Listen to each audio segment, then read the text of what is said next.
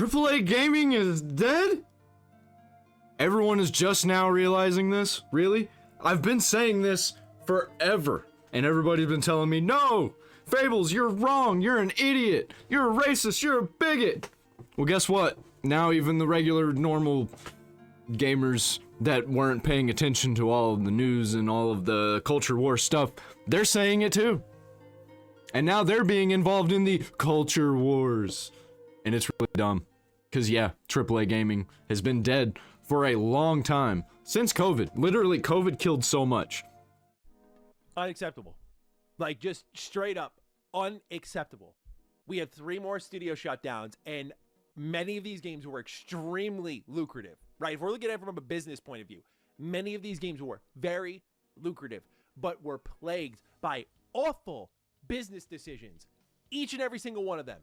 This is some of the most undeserved shutdowns we've seen in industry history, in my opinion.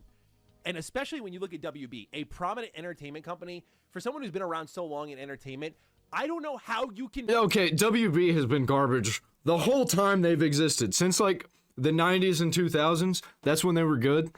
Good. Not great. Good. When they had, like, Batman Beyond and, like, stuff like that. But, oh, man. They used to have Harry Potter. Now, look what Harry Potter's turned into. Look at what all their games have turned into. And they just shut down all these studios. Monolith? What did Monolith make? I don't even remember what Monolith makes. Can be this bad at it between film and games. I don't get how you can be this bad at it. It's actually stunning to watch a company with this much IP waltz into gaming. Batman, every DC superhero, sorry, but Batman. You got Harry Potter, Game of Thrones, Mortal Kombat. You can stroll down the street just handing out these IP and raking money without ever creating... They destroyed Mortal Kombat too. I don't know anybody who plays Mortal Kombat. When Mortal Kombat X came out, it was everywhere. Everybody was playing it, and then they stopped playing it. Probably around the time they made a mobile game of it. One meaningful thing in your corporate life. That is all you needed to do here. And you still... Remember Animaniacs? Remember Tiny Toons? Tiny Toons was weird, actually. Found a way to bumble it completely to the point where studios who were making great things, who had great ideas, who moved the industry forward, and by the way, made profitable video games, get shut down. Unfucking real. Unfucking real. So yeah, ladies and gentlemen, consider that... It's been a long time since I saw Mr. Maddie Plays Mad. Your warning if you got young ones around. Let's call him Mr. Maddie Plays. Sailor Mouth Maddie's out, and he's about. So we're going to talk about 3 studios that got shut down by WB Games today. Funny enough, we just covered them in a video a couple of weeks ago. And in that video, I said, pay attention to them. Why did I say that? I said, yeah, look, I get it. Like the YouTube titles and everything. It's really sexy to shit on Ubisoft. It's really sexy to shit on BioWare. I get it. I see where the viewership is, but WB Games absolutely, without a shadow of a doubt, was the most floundering games division at that time. 100%. The $400 million in the hole is like unbelievable to me. When you take Rocksteady, turn them into a live service developer, you look at the flop that Multiverses version 2 was, and then on top of all of that, you cancel and now you got BioWare saying, oh, the reason that Veilguard died was because we didn't turn it into a live service game. No, you're wrong. These live service games die anyway because nobody wants to play them if there's a million live service games that are better. Bunch of games from WB Games Montreal, and then you reset development on Wonder Woman and you're another $100 million in the hole. What the fuck, man? Unbelievable. Let's read this report from Jason Schreier of Bloomberg, who has broken the news. He writes, Warner Bros. Discovery Inc. is closing 3 video game studios and halting work on a highly anticipated Wonder Woman title in a bid to boost the profitability of its interactive entertainment business. Monolith Productions, Player First Games... It wasn't the Game of Thrones games. Weren't they all bad? I remember them being bad. And Warner Bros. Games San Diego are being shuttered, according to a memo to staff viewed by Bloomberg News. The cuts reflect a refocusing of the games division on major franchises such as Harry Potter, Mortal Kombat, Game of Thrones, and DC Comics, primarily Batman. Okay, let's talk about the studio. So we're just going to get all the same stuff that's been popular for all this time and they're just gonna shit them out is what's gonna happen because that's all they got left. So they're gonna make like 30 Batman games, 30 Harry Potter games. Most of them are gonna be live service games. Videos first. For those who are not well versed with these teams, okay? WB Games San Diego will be the least talked about, but they're a support team that helped out Player First Games. But the main talk of this story will be around Monolith Productions, and rightfully so. They've been around since 1994. And they made Fear. I used to love Fear. I don't think I played. Was there a Fear 3? I played Fear 1 and 2, and they were amazing. Some of my favorite FPS games. Man, I forgot they did that. Plethora of fantastic games, but for me, what sticks out in my head, and I can at least speak personally to, is Fear. Yeah. Fear is an amazing horror FPS title, but then you also have the Middle-earth Shadow series, right? Shadow of Mordor was in. I have Shadow of Mordor. I played the shit out of it when it came out. It's not that fun anymore. And I didn't play Shadow of War because of the whole loot box controversy, so I skipped it. History shattering because you had the Nemesis system introduced there, which, by the way, guess what's patented? Let this thing fucking go, dude. Please. The last thing we need is WB to take down into their grave that system. That is like the one good thing that they gave birth to. The Nemesis. Actually, I think this is a good thing that they're taking this down in their grave, because if they don't hold the IP, then that means that they can't sue when somebody uses it because they're not using it. So I actually think it's a good thing.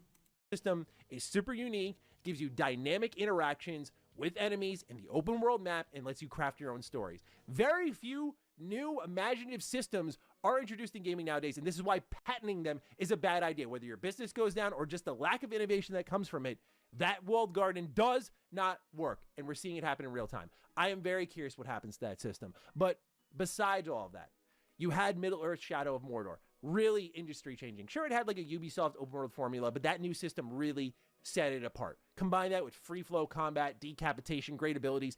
What an awesome game. Shadow of War rolls around, right? Shadow of War is great now, but when it first launched, loot boxes, get your randomized orcs here, y'all. Go invade a fortress with your best loot drops, y'all. Yeah, and it wasn't until... I don't see myself playing any WB games moving forward, actually. I didn't play that Harry Potter game. I'm probably not going to play the next one. Nothing wrong with the Harry Potter game. I just didn't end up playing it for some reason. Like 9 months after the game came out, as I covered in that WB Games video, that they pulled the loot boxes out of the game. That was a from the top down decision. That came from WB into Monolith, and it contaminated the whole game. All right? This will not be the first time we talk about this sort of situation. From there, that was 2017. We would never see Monolith again. No one knew when that game came out that would be their final game. And what a sad way to go out. Poisoned by WB. And then they had to go work on a Wonder Woman game, which I know in this article says highly anticipated. I mean, look, I'm open-minded to it, but I was interested in how do you mix Wonder Woman with the... Yeah, nobody was wanting this game, especially seeing all of the people that were making it put they, them pronouns in their names. Not even just their bios. Their name said they, them. Nemesis system. And then we learned in that original Jason Schreier report that they were actually going to pursue a more action-adventure title for Wonder Woman and not do the Nemesis system at all. What a fucking dumb idea. I'm sorry, dude. But, like, that is the defining feature for Monolith now, and you walk away from it? No way. Not only did WB poison and then shut down an extremely lucrative team that made popular open-world games and worked well with big IP, then Player First is easily the most tragic of them all, because it was their first game in Multiverses, and you couldn't have drawn it up better. Here comes a Smash Bros. Competitor, has its own identity in 2v2 style gameplay. It's got the roster that you know and love, everything from Shaggy to LeBron James to characters from Game of Thrones, Lord of the Rings. As I mentioned earlier, WB has this IP library, and they pulled from it for this game, and they made something really good. Oh, wait. I don't think he actually played it much, because the live service mechanics for it and like straight up people got lied to about what they were getting whenever they bought in some of the packs. Just ask Angry Joe. Go look at his video about it. He was very angry about it. And they didn't finish all these packs. So like, did people just get scammed? They get ripped off? hundreds of thousands of players, people spending money, they're excited, and best of all, you know you've got a hit when people are speculating about your roster and doing data mining leaks for the upcoming roster. I can only think of 2 franchises who get that sort of treatment. People try to do that for Smash Bros, and of course, most recently, Marvel Rivals. If you're in that company, you're doing something really well. Player First Games has a viral hit on their hands. What does WB do? They call it a beta, and they pull it from the market. Seriously. What fucking idiot does that, bro? Really? Who called that shot? That was the worst decision that game could have, any game possibly. Because when you have that zeitgeist, anyone in business, anyone in entertainment knows you cannot catch lightning in a bottle twice. You can't. You can build off that lightning, but you cannot. I think it was an executive that thought it wasn't making enough money, wasn't good enough, probably thought it wasn't gay enough, and they pulled it. Catch it twice. You can recover from that, but you cannot catch it twice. The only example I can think of, maybe that caught it twice, Cyberpunk. Very rare exception, where the anime just hit at the right time, where the updates were pouring in, and it had a recovery process, and then the perfect ending of that story was Phantom Liberty. But otherwise, Player First Games, right? We look at that situation there, you're like, oh. I did everything in Cyberpunk. Everything. My friend bought it day one, and it was garbage. But I bought it right after I watched Edgerunners, and I had a great time all the way up until Phantom Liberty came out. Perfect timing, because I beat Cyberpunk right as soon as Phantom Liberty came out, and I immediately bought it and went through that and beat it. And I did everything. Okay, stupid business decision, Maddie, but tragic enough, not that tragic. Here's the great part, right? And by great, I mean like sarcastically.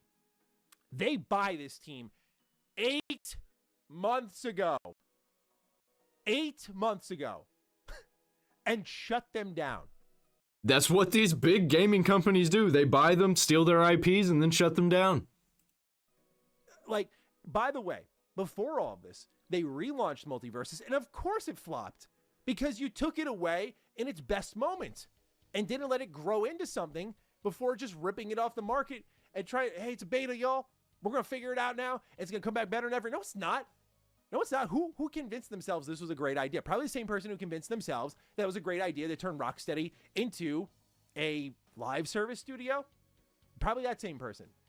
It was probably because they fired all of the straight white males who were working on this and hired a bunch of DEI hires who thought they knew better than the original people. And they were like, look at all these live service games that are making money. Look at all the IPs we got that are definitely going to make money if we turn it into a live service game. But I don't like the audience, so we're going to try and change the audience to a gay audience. Oh, they bring it back. It understandably flops. I don't blame Player First for it. Apparently, Multiversus 2.0, we'll call it, was still good. But it didn't have the zeitgeist. Look, that is a big part of this industry, like it or not. The conversation fuels the player base. People want to be part of the next big wave. You pulled it from the wave. It failed. They shut down support for it. I'm like, okay, what are they going to do next? And they shut them down. Like, after they bought them, and just 8 months later, now you didn't even get a year of shelf life. That's crazy. And now they're going to refocus on safe. Harry Potter, Game of Thrones, years after its relevance. You know when a good time for Game of Thrones video games were? Like, I don't even know why they're doing Game of Thrones right now, especially when everybody's mad at George R.R. Martin because he's not continuing the Game of Thrones series. Or Song of Ice and Fire, or whatever it's called. Mid-2010s. When the show was popping off, maybe pre-season 8. That was a good time for Game of Thrones. But now we're going to do a Game of Thrones game. That's what we're going to do.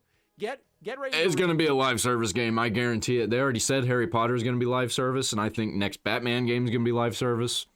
Read this statement from their head of games and streaming. It's funny to me. The quality of too many of our new releases has really missed the mark. JB Perret, head of games and streaming for Warner Bros., wrote in the memo. We need to make some substantial changes to our portfolio/team structure if we are to commit the necessary resources to get back to a fewer but bigger franchises strategy. So what is this? Bigger, you know what that means? More expensive, more people working on it, less soul, less risks taken. And it's just they're gonna fail, man. Look at all these other studios that have been doing the same thing, and they just can't get it right because they have no soul anymore. They've taken it out. They're trying to make as much money as possible to the widest audience possible, and it just can't work like that. Sometimes you'll have a breakout hit that you didn't know was going to reach this wider audience. And that's where you find success. Set up now. This sets up all or nothing projects all over the board. So if you're WB Games Montreal, you better perform. If you're Rocksteady, you better perform. These companies now, if you're NetherRealm, you better perform. There is no, we have fallback options anymore. You've got to perform. Yeah, all of the people that are actually worth anything that can make good games, that are capable of making good games, they're not going to be working for you because they're going to think that if anything happens, it's all going to be axed. Because this is the reputation you've set forward for yourself. We're in the business of making big hits. This has such Take-Two energy, but at least Take-Two has like an NBA 2K, a GTA, a Mafia. Like they have the things that can back it up. But when you look at WB and the quality of their output, Lego games are scarcely seen now. I'm like, who are you kidding yourself that all of a sudden you're going to think by trying to do less that you're going to provide more? Here, I'm going to give you a freebie here. I'm going to give you a freebie. The new Lego games have been overly complicated. They should have kept everything like the Lego Indiana Jones 1 and 2 and like Lego Star Wars, the complete saga. But they keep rolling out these other ones. Like we had Lego Star Wars 1, Lego Star Wars 2, Lego Star Wars, the complete saga was 1 and 2. And then 3 was the Clone Wars. That was all right. It was all right to do that. But then you got what? What came after that? Lego Star Wars, the Luke Skywalker saga. Nobody knows what that is. On how you fix your business. You get the fuck out. Go. You get the fuck out. And guess what you do? You do what Marvel did. Because Marvel was deeply involved in putting out shit like the MCU games. Here's your Iron Man game. Here's your Thor game. Here's your Captain America game. And they all fucking sucked, dude. And guess what happened? They realized that they were putting out products that were underwhelming. Oh, the Amazing Spider-Man games. At least the first one was decent. Second one was one of the worst games I've ever played. So they go through all... I didn't play them. I didn't even play the new Spider-Man games, to be honest, though. I haven't played a Spider-Man game since Spider-Man 3 on the Xbox 360, and I had fun. And I think that Spider-Man 3 is where Marvel games peaked. All that, and they realize, hey, you know what? We're not good at this.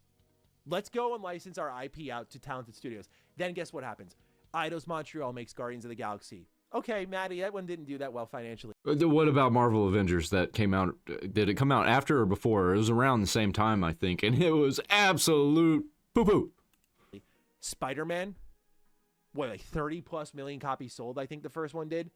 That's absurd. They marketed that as being like Spider-Man 2, the OG Spider-Man 2, though, so I can see how that one was successful, even if it would have been kind of bad, as long as they kept it in the same vein as the original Spider-Man 2 game. And I know with licensing fees and stuff, you know, maybe... Not saying it was bad. I haven't played it. So I know it's good. I know it's very good. It wasn't as profitable as people thought it may be, but ladies and gentlemen, this is what WB needs to do. You go... You maybe hand your IP to the teams that remain, but you go and you let people who actually know the entertainment business, if your films in their direction as well. I mean, we paid attention during the Justice League era, right? We paid attention during that era, right? We knew what happened there, right? And it's happening in their gaming division. Now, the president, David Haddad, as I covered in that video about the AAA nosedive, had already left WB by this point in time. So a lot of people were blaming Zaslav. I don't know if that's fully the case. I think Haddad, who was the overseer of the gaming division, is more to blame in this case. In a statement to Bloomberg, a spokesperson for WB Games said the shutdown was not a reflection of the teams or the talent that consists within them. We've heard this a million times before. And then, last but not least, current and former employees blamed the weak slate of indecisiveness and a lack of vision under President David Haddad, who stepped down in January. So, as I said there is your finger point for the video. Who do you blame? This individual who turned suicide. Yep, we're gonna blame one guy that destroyed all these franchises. No, it's the whole fucking thing. It's the whole thing. It's just corrupt and toxic. I think WB, they should just sell all their properties and shut down completely. Side Squad to do a live service game, who let multiverses get ripped off the market and put, which is, again, just, you want to talk about indecisiveness? Right there, living, breathing example. Right there, clear as day. Also, you don't just look at their video games, look at their movies. The only good movie I can think of as of late was Batman. And how long ago did that come out? And how long do we got left until we get a sequel to that? Or are they just going to straight up Make another one with a different person. That's what I've been hearing, that there's going to be a new Batman. Wonder Woman game after you had 2 really successful Middle-earth games. I don't know how involved Monolith was in that decision, so I don't want to fully finger point on that one, but this definitely feels a little bit like a reach of, hey, imagine if with all this tech, you made something that was even more popular, which I'm like, how do you get more popular in Middle-earth? I don't know, but I'm just speculating. I'm spitballing here. At the end of Wonder Woman using the Nemesis system, I think, was a bad idea. A Batman game using the Nemesis system kind of sounds like a good idea because all the enemies that you could possibly have and just regular people, like people who are dressed up like the Joker in the streets causing chaos, like in Arkham City. I think that would be a great place to put the Nemesis system. Of it all, I gotta take a breath here. At the end of it all, you just lose a lot of great talent, man. Again, I sound like a fucking broken record, and I'm sorry, but like it's still true. Like, you're stepping into the industry. What does this tell you? That these big corps don't know ball, man. I was talking about it in my Patreon Discord. I was like, I think a lot of this comes down to, like, yeah, it's always gonna be a tough business. Even indies, they have it tough, no doubt about it. But why don't you see indies collapsing? It's because we don't take on these gargantuan all or nothing projects. And because the people who are typically running the independent side of the business are passionate creatives who get what gamers are looking for and when they're trying to find it. We can't have these projects of fewer but bigger releases. Okay, WB, see you once every half a decade. That's worked for every other studio in the games industry thus far. That is why... Yeah, it's been taking way, way too long to get these big games. They're spending like 5-6 years on a game just for it to fail. Spending hundreds of millions of dollars just for them to fail because they think they have magic in a bottle. And they don't. It's kind of funny. I'm here for it. I'm just going to keep playing old games and buy the 3 or 4 games that come out every year that I actually want to play that are actually big hits. Indie business is thriving in a lot of ways because they're delivering more regularly, more Look at that, what is it? Magnum PI for Hire. Definitely gonna buy that game. Cuphead reminded me of it. That game looks incredible. It's interesting. It's got doing some new stuff. It's not a big game. It's not hundreds of millions of dollars and didn't take a decade to make. Consistently, while AAA just is losing tons of talent. And as I've said before, what does this say to the kid who's in college studying game design, programming, art even? What does this tell them? It tells them to pivot, to go the other direction. I'm just saying, most of the games that I play actually are either going to be old games or indie titles. My favorite games, Stardew Valley, Terraria, Minecraft, Don't Starve. These are all survival games. I like survival games. I like the Resident Evil series is my favorite series, and they're killing it right now. And it's not taking 5-6 years for them to release games. We're talking about the next Resident Evil and Resident Evil 4. It's only been out for a year. Because not everyone's going to have, and I don't mean this as a gloat, just to be very clear, not everyone's going to have a situation like me where we can spin things up individually on our own, kind of set our own standards, our own rules, get a project off the ground, get a nice team surrounding it, set our own standards, and then try to enter a more independent world. Like, that is a very rare exception, what I'm able to do here. What typically is happening is what you're seeing here. You're going to work really hard, go to college, get a job at one of these studios, and then you are consumed by the corporate beast that doesn't know shit about the industry. And instead of all they know is these are the things that make money for these other companies. Let's take all these ideas and throw them together. Oh, everybody likes gay stuff. Look at all the stores. They have all this gay stuff in there, and they're making money off of it. Let's put gay stuff in our games. Let's do DEI because we want to get people that are like-minded working on these games instead of people who are talented. Actually picking projects that have a chance to succeed based on the talent of their employees and what they were, by the way, the school of trade of which they learned. Like, if you've studied single player open world design, that doesn't suddenly translate to multiplayer loot-based live service. It's just not how it works, man. But how could I expect WB to know that? How could I expect them to know that when they're probably going to try to turn the Batman 2 into a Gunverse Justice League contributor? Like, how do I ever expect them to figure that stuff out? Yeah, I don't trust them. They're not gonna, I don't trust them to make any games. I'm not looking forward to anything that they're coming out with. Again, they need to get out. They need to go and start licensing this out. Okay, this isn't about fewer, bigger releases. This is about finding the right partner. Those are the words I, as a consumer, want to hear. Yeah, they're going in the opposite direction. They're making fewer, bigger releases, all or nothing. If it fails, there goes $500 million down the drain. Finding the right partner and letting them cook, and you just get to sit there, watch, and fucking bankroll the thing, bro. That's all you're good for. You're a fucking checkbook. Because clearly when you get involved in the creative side of things, as indicated by Multiverses, you are nothing but a masterclass in creating fucking disasters. So why do you think you need to be involved any further? You shut down 2 excellent studios, one which had one game come out and had a mega hit. I don't think any other industry would really have that happen. What more could you ask for from Player First Games, really? What more could you ask from them? All right, I'm not trying to deify these games. I'm not acting like Multiverses didn't have its issues, but what more could you ask for in game 1? What kind of standards are we setting for ourselves that mega hits aren't enough?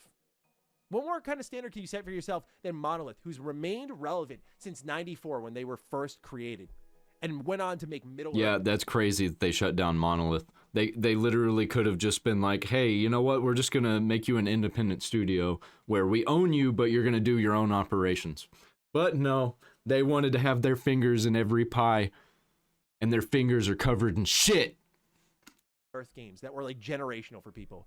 What more can you ask for? Especially when these games sold well, were very popular, was talent to build off of, provided systems that would be shared. Hey, Rocksteady made this free flow system. You'd see it in the Mad Max game. You'd see it in something like Shadow of Mordor and more. Hey, you have this new Nemesis system. Well, we can't have these games because these are games that people who support Trump like to play. This is literally what people think that are in these studios now. They replaced all of the good people with DEI hires. Not even DEI hires. I just say that kind of as a joke. With people that are like crazy leftist cult members.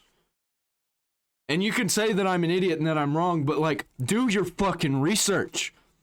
Look at who are running these companies and who are in these companies making these games. It is true. Share that technology with other studios. It's like these companies were moving things forward for you, bro. What more could they have done? But no, let's go make a Game of Thrones game in like 2028. I'm sure there's going to be tremendous interest for that if George R.R. Martin ever finishes the fucking series. The other thing is it's not primarily happening. Batman. By the way. George R.R. Martin is really old and really fat and gross. I think that he's going to die before he gets that written. So one thing we covered in a recent report on WB Games is that they canceled a Flash video game. And they were like, yeah, clearly running scared from the fact that the movie bombed, as reported. Not considering the fact that, like, the actor lost his fucking mind leading into the release of the movie. And they tried to cover it up, and they tried to act like it wasn't happening. Kind of made it unappealing for people to even check it out. That didn't play a factor. Or that the movie was actually just not good.